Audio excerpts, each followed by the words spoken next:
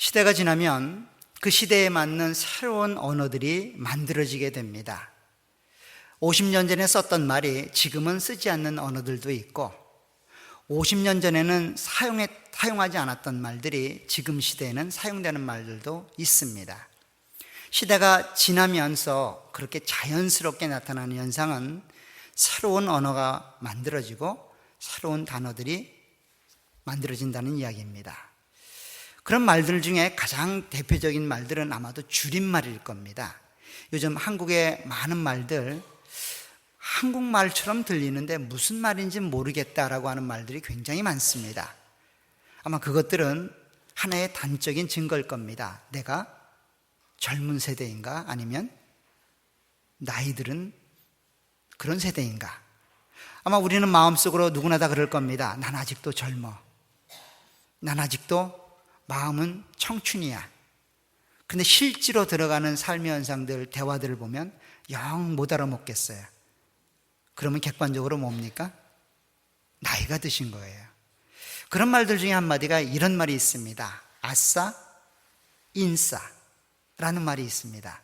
지난 수련회 때도 한번 했었는데 그때 한 것을 기억하시는 분들도 계실 거고, 아마 여러분들 중에 아싸, 인싸라는 말의 의미를 아시면 그래도 젊은 세대에 들어가시는 거고, 아싸, 인싸라는 말을 모르시면 아직 젊은 세대는 이제 지나간 그런 세대가 된 것이죠. 어떤 분들은 이야기합니다. 아싸라고 했더니 그거 기분 좋을 때 그런 말 아니냐? 아싸! 이런 말 아니냐라고 묻는 분들도 계세요. 아닙니다. 마음은 그러고 싶지만 아닙니다. 아싸는 줄임말입니다. 뭐의 줄임말일까요? 네, 아웃사이더. 야, 한국말을 줄여야지 영어를 줄이면 어떻게? 이런 말 하지만 실제로 아웃사이더의 줄임말이 아싸입니다. 인싸는요? 예, 인사이더의 줄임말입니다. 아마 우리 젊으신 분에도 모르시는 분이 혹 있을 수 있습니다. 너무 카나다 생활에 열심을 내서 모르실 수 있는 분들이 있어요. 스스로 자책하실 필요는 없습니다. 여러분들은 젊습니다.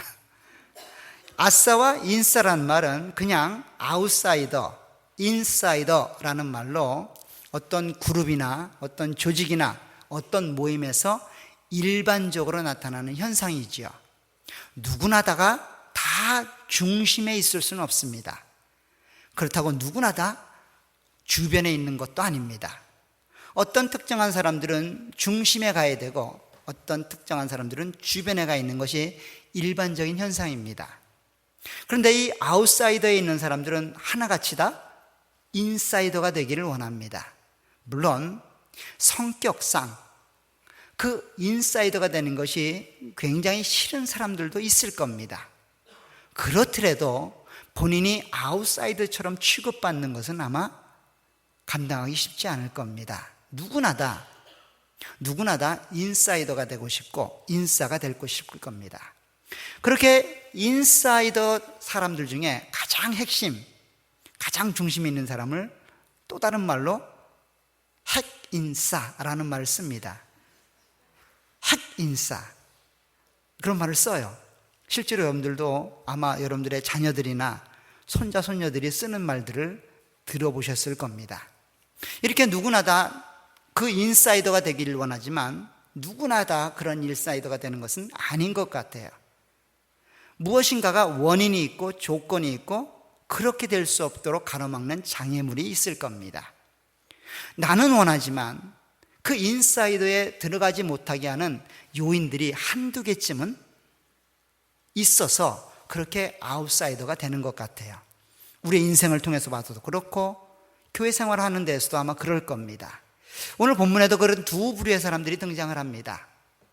두 부류의 사람들이 등장해서 서로 대조가 되고 있고 하나님이 그 두 부류의 사람들에게 동일하게 하나님의 은혜와 사랑들을 전파하고 있는 내용입니다.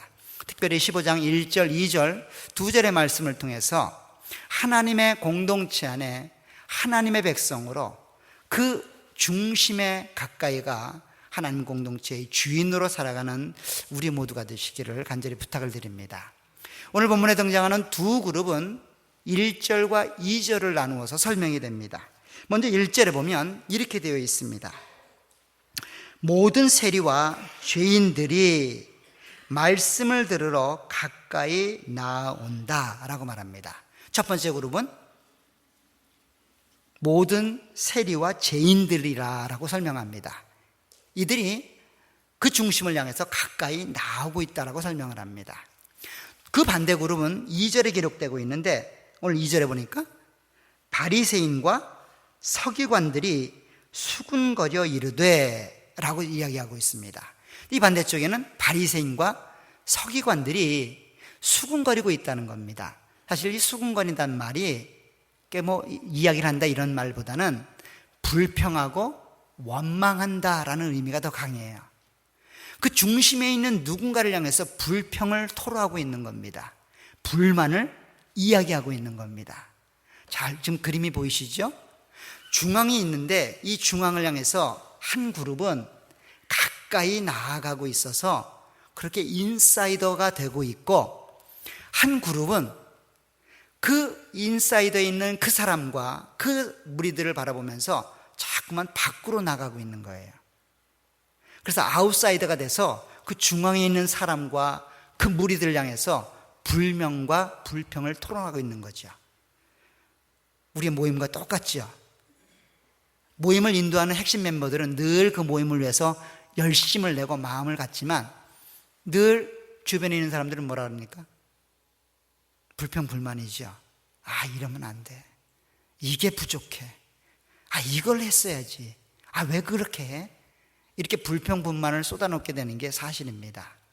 이렇게 중심을 향해서 다가가는 쪽이 있는가 하면 그 중심으로부터 점점점 멀어지는 아웃사이더가 있습니다. 이 두 그룹이 오늘 본문에 소개되고 있는데, 그 인싸가 이더했던 그 인싸로 가까이 다가오는 그 그룹들은 그 중심을 향해서 무엇인가를 목적하고 다가오고 있다고 이야기를 합니다. 오늘 15절에 보면 모든 세리와 죄인들이 말씀을 들으러 가까이 나온다 라고 기록하고 있는데, 사실 원문에 보면 모든 세리와 죄인들이 그에게 말씀을 들으러 그에게 가까이 나온다라는 말이에요. 그러니까 누군가가 있는 거죠. 그 누군가를 향해서 무슨 말을 하시는지 그 말을 듣기 위해 가까이 가고 있다는 겁니다. 그 대상을 향해서. 반면 점점 멀어지는 대상도 마찬가지입니다. 오늘 바리새인과 서기관들이 수군거려 이르되 이 사람이, 그 사람은 누굴까요? 바로 죄인과 세리들이 가까이 다가가고 있는 그 사람, 그 사람이 죄인을 영접하고 음식을 같이 먹는다 하더라, 이 말을 하고 있는 겁니다. 불평 불만을 쏟아내는데 무슨 불평 무슨 불판이에요? 저거 왜 죄인들하고 저렇게 놀아나느냐는 거예요. 저렇게 이스라엘 민족이 싫어하는 세리들과 저렇게 시간을 같이 보내고 저렇게 밥을 같이 먹는 걸 보니 저 사람도 문제라는 겁니다. 문제라는 거예요. 자, 이렇게 한 부류는 그분에게 가까이 가고 있고 한 부류는 그분으로부터 점점점 멀어지고 있습니다. 근데 이분이 누굴까요? 우리가 잘 아는 것처럼 예수 그리스도입니다.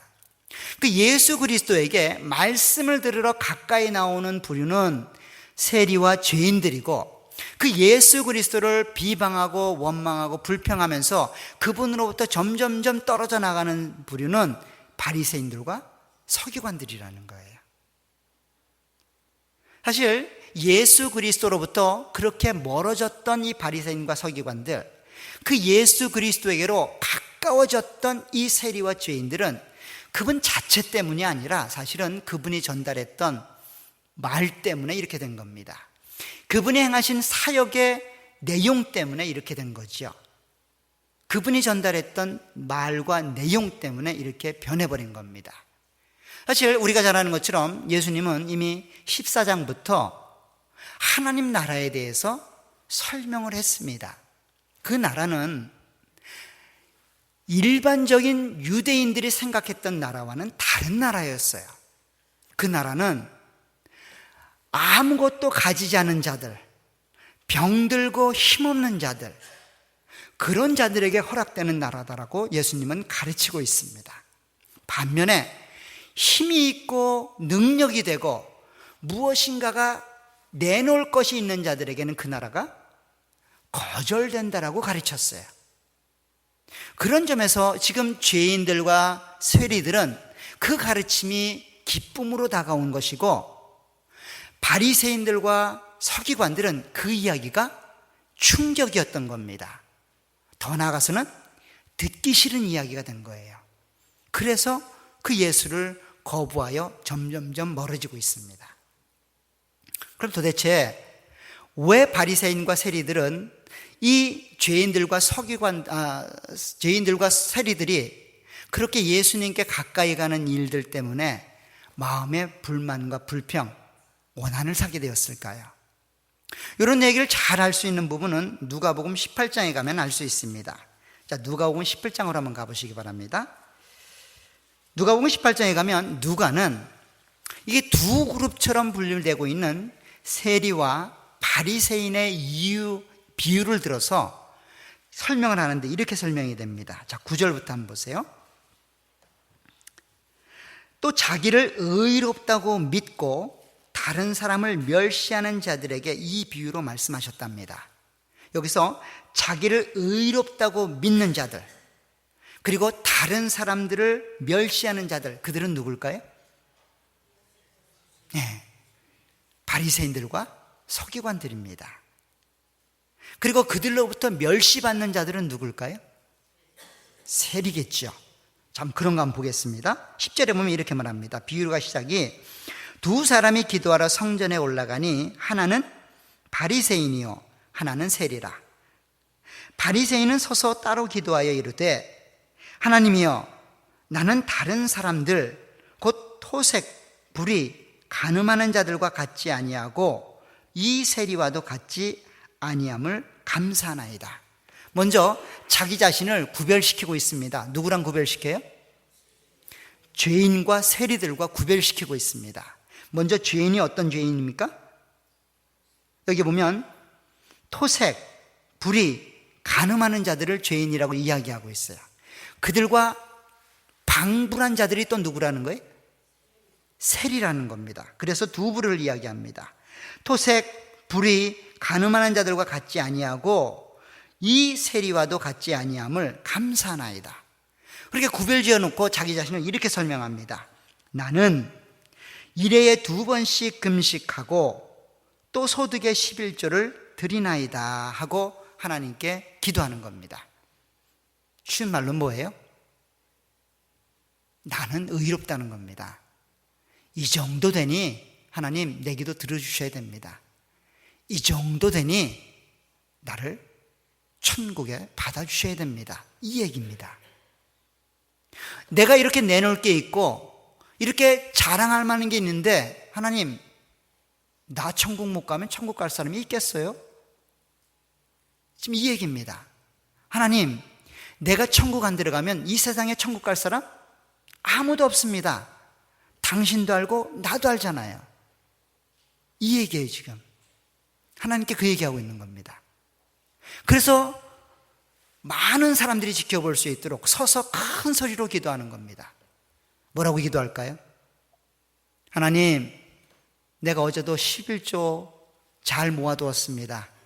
하나님, 힘든 중에 어제 금식도 했습니다. 아시죠? 내가 주님을 사랑하는 줄 꼭 기억해 주세요. 이렇게 기도하는 겁니다. 반면 세리들은 어떻게 기도하나 한번 보시기 바랍니다. 13절에 이렇게 말합니다.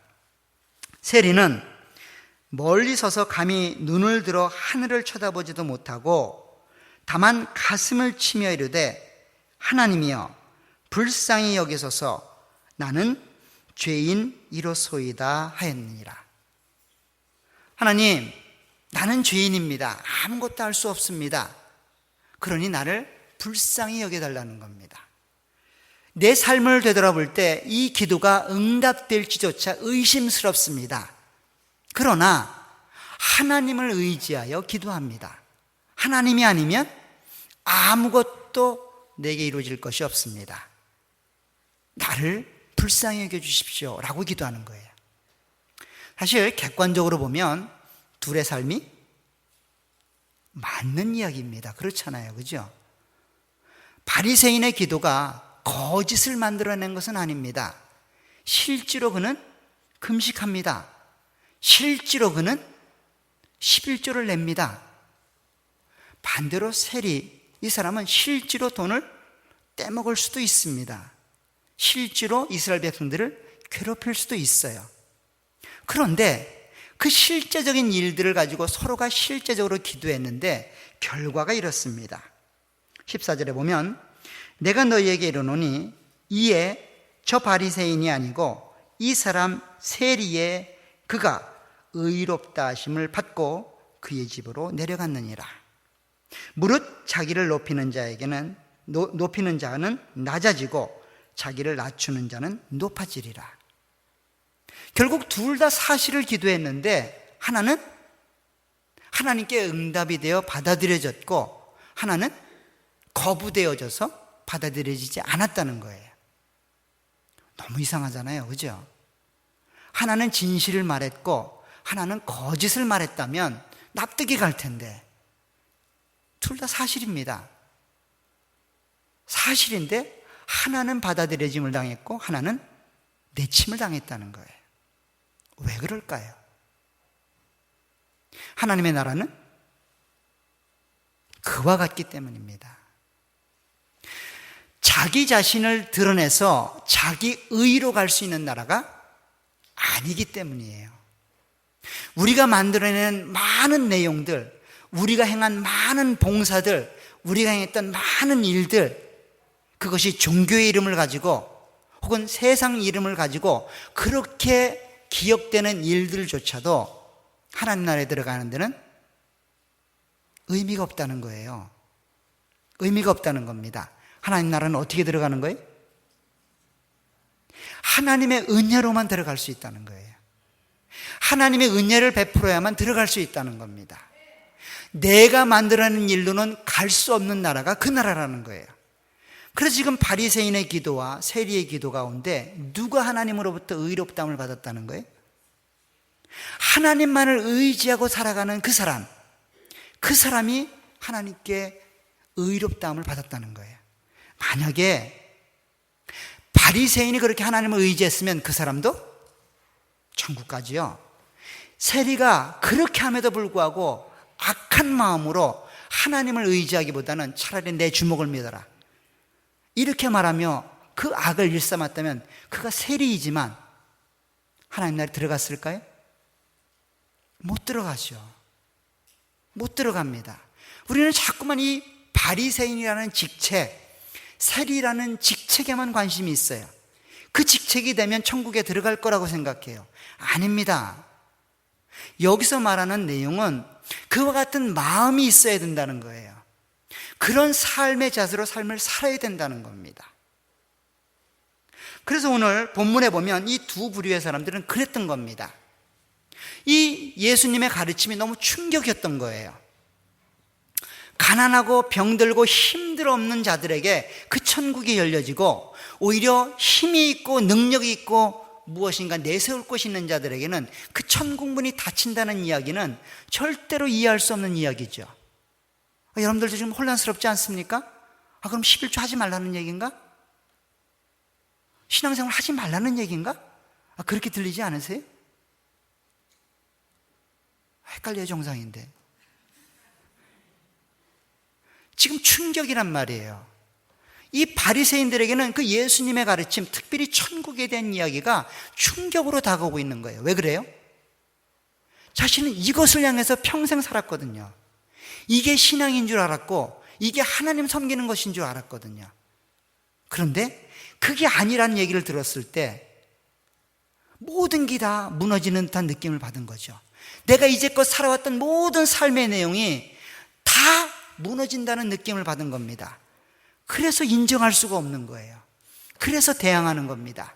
그래서 비판하는 겁니다. 뭐라고요? 너도 똑같다는 거예요. 너도 내가 보니까 죄인이라는 겁니다. 그 이야기를 이렇게 설명합니다. 오늘 2절에 보세요.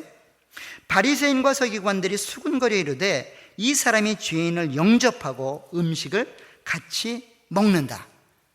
이 말이 뭐 그렇게 대단한 말일까 싶지만 당시 상황에서 보면 이 말은 곧 너도 죄인이라는 겁니다. 너도 똑같다는 거예요. 당시 관행으로 보면 의로운 자들은 죄인과 멀리하게끔 되어 있습니다. 의는 의로운 사람들끼리 유지한다라고 생각을 했었어요. 그래서 죄인, 불구, 가난한 자들은 멀리할 수밖에 없는 겁니다. 그게 옳다는 게 아니라 그 시대적인 관행이 그랬다는 거예요. 그래서 심지어는 문둥병에 걸리면 그 영내에 그 사람들과 함께 살 수가 없어요. 왜냐하면 하나님이 심판해서 그렇게 고통을 당하고 있다고 생각하고 있었기 때문이죠. 지금 바리새인들 마음속에는 의로운 자라면 의로운 자들을 구해야 된다고 생각한 거예요. 하나님의 나라는 이렇게 의를 지키고 의를 사모하고 의를 행하는 자들을 위해서 주어지는 나라라고 생각했던 거예요. 그런데 그것이 내가 만들어낸 의인 줄 아는 거예요. 하나님이 의로운 자들을 사랑합니다. 그리고 의를 행하는 자들을 기뻐하십니다. 그런데 그 의는 하나님이 허락하시는 의예요. 내가 만들어낸 의가 아니라고요. 지금 바리새인들은 착각하고 있었던 것이죠. 자, 이런 얘기를 예수님은 마태를 부르면서 분명하게 이야기했습니다. 마태복음 9장에 가면 그 메시아 예수님이 오셔서 행하신 일의 목적과 내용을 이렇게 설명합니다. 조금 전에 읽었던 성경 읽게서 보면 알 수 있듯이 세리였던 마태를 부를 때에 그 집에 많은 세리들이 모여들게 됩니다. 아무래도 세리장이었기 때문에 굉장히 힘이 있었고 또 기쁜 일이라고 생각해 사람들을 초대했겠죠. 그 자리에 예수님이 갑니다. 세리만 모인 게 아니라 이 바리새인들이 볼 때의 죄인들도 그곳에 함께 모인 겁니다. 그러자 바리새인이 그 제자들을 보고 이렇게 말합니다. 11절에 어찌하여 너희 선생은 세리와 죄인들과 함께 잡수시느냐? 왜 그들과 한패거리가 되느냐? 이 소리예요. 그러자 예수님이 그들 향해 이렇게 말합니다. 건강한 자에게는 의사가 쓸데없고 병든 자에게야 쓸데있느니라. 너희는 가서 내가 긍휼을 원하고 제사를 원하지 않으라 하신 뜻이 무엇인지 배우라. 나이는 의인을 부르러 온 것이 아니요 죄인을 부르러 왔느니라. 자, 의사가 건강한 사람에게는 필요 없죠? 그렇잖아요. 만약에 예수님이 의사라면 누구에게 가야 될까요? 건강한 자에게는 안 갈 거 아니에요. 아프고 힘들고 연약한 자들에게 갈 거 아니에요. 그죠? 마찬가지라는 겁니다. 지금 예수님은 의사로서 와서 영적으로 병들어 있는 자들을 고쳐서 온전하게 만들겠다는 거예요. 다른 말로 하면 죄인들을 불러서 의인을 만들겠다는 거예요. 스스로 의롭다고 하는 자들에게는 그 메시아가 필요가 없는 거죠. 스스로 건강하다고 하는 자에게는 의사가 필요 없는 겁니다.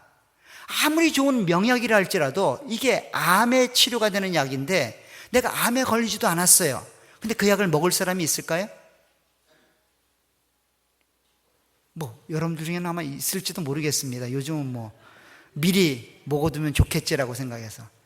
근데 이거 먹으면 다른 장기가 손상을 입어요. 그럼 먹겠어요?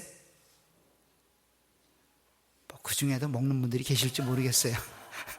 너무 암이 무서우니까. 마찬가지죠.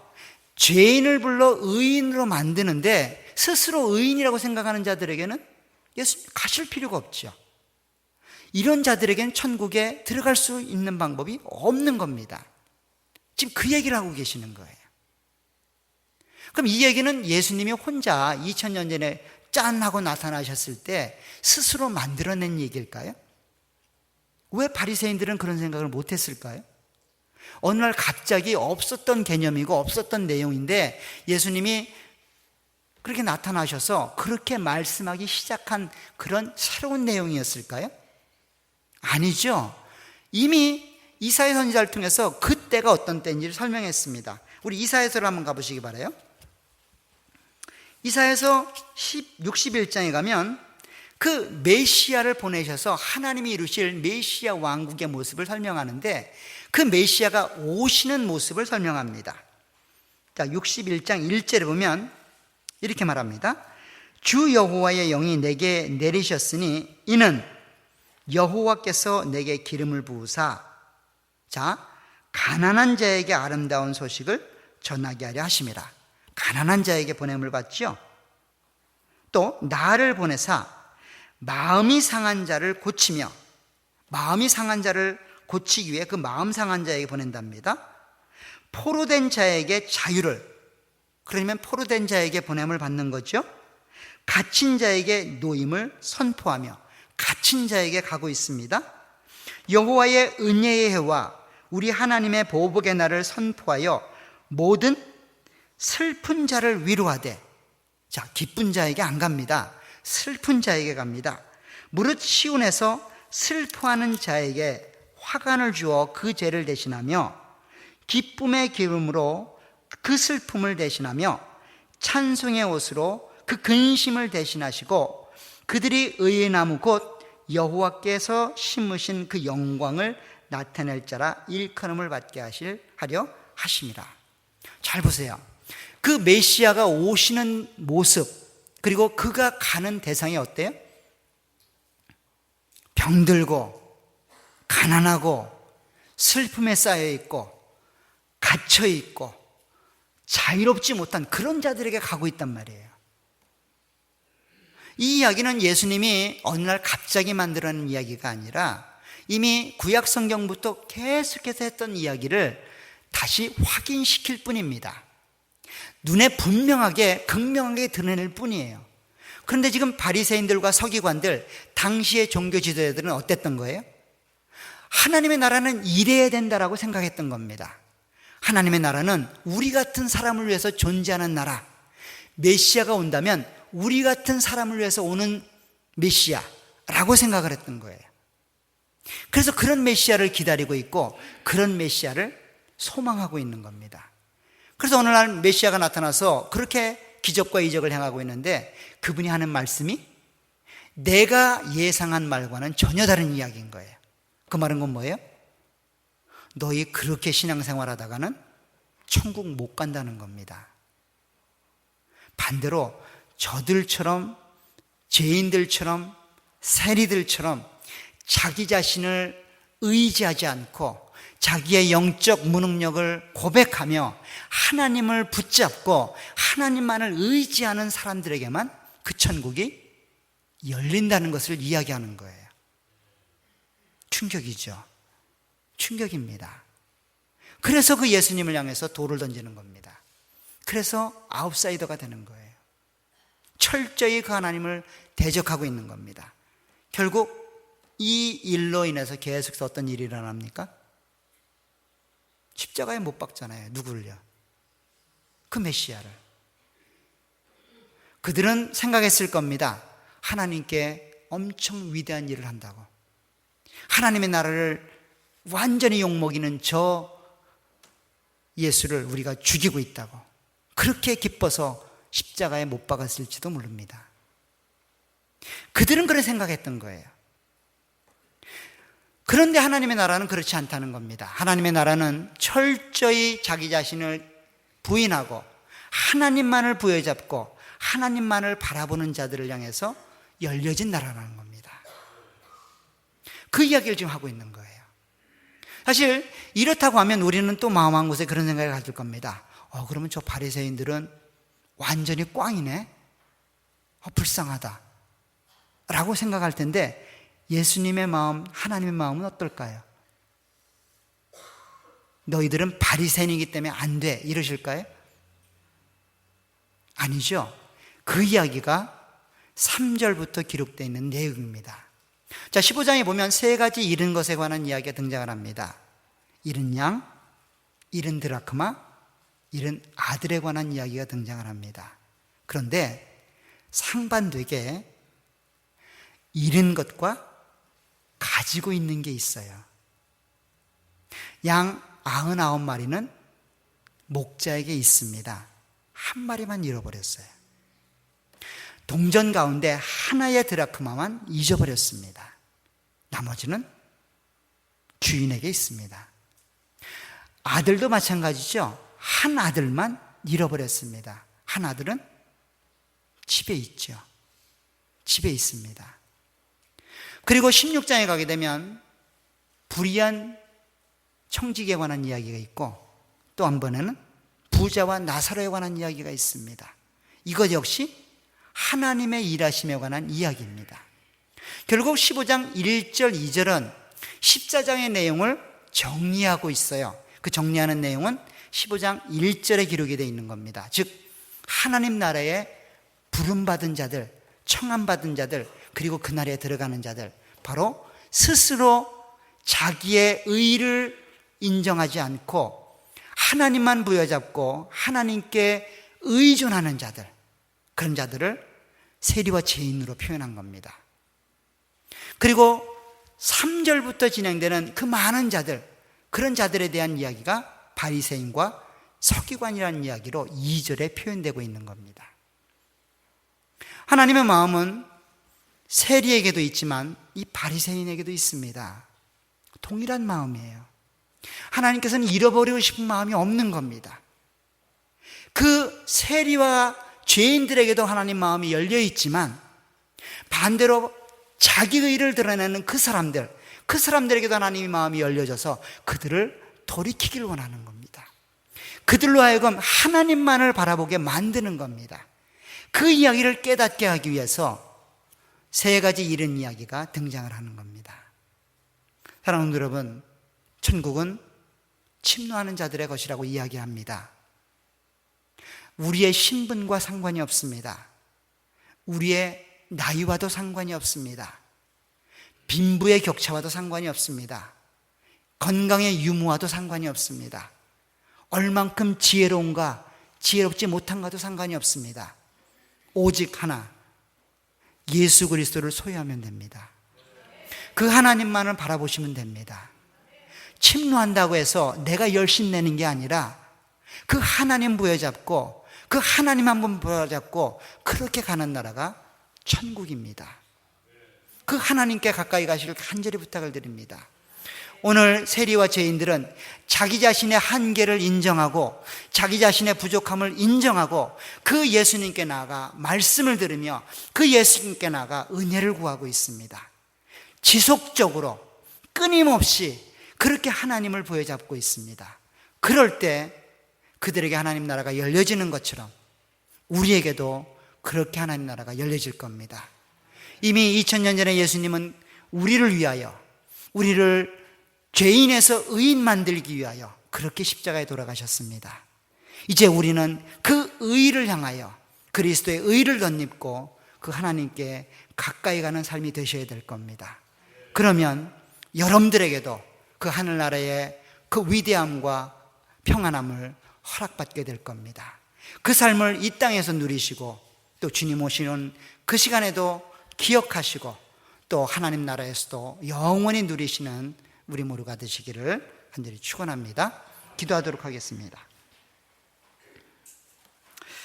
하나님 아버지, 주님의 은혜와 은총 감사를 드립니다. 하나님이 그렇게 우리를 사랑하고 계시고 우리를 그렇게 하나님 나라에 들어보내시기를 원하시는 것을 다시 한번 깨닫게 됩니다. 우리는 스스로 의롭다고 생각하며 스스로 교만해져서 내가 이룬 일들을 내세우고 내가 행한 일들을 기억하며 그렇게 하나님의 나라에 갈 줄 기대하고 소망하고 있는 줄 모르겠습니다. 하나님, 우리를 불쌍히 여겨주시길 소원합니다. 오늘 세리와 죄인들처럼 그렇게 하나님만을 의지하고 하나님만을 소망하며 가슴을 치고 통회하며 그렇게 하나님께 나아가는 우리가 될 수 있도록 도와주옵소서. 우리의 죄됨을 해결하기 위하여 십자가에 돌아가신 그 예수님을 바라볼 수 있도록 은혜와 복으로 함께해 주옵소서. 그래서 힘들고 어려운 중에도 그 하나님 바라보며 그 하늘나라 소망하며 이 땅에서 그 하나님 나라를 이룰 수 있도록 도와주옵소서. 예수님의 이름으로 기도합나이다. 아멘.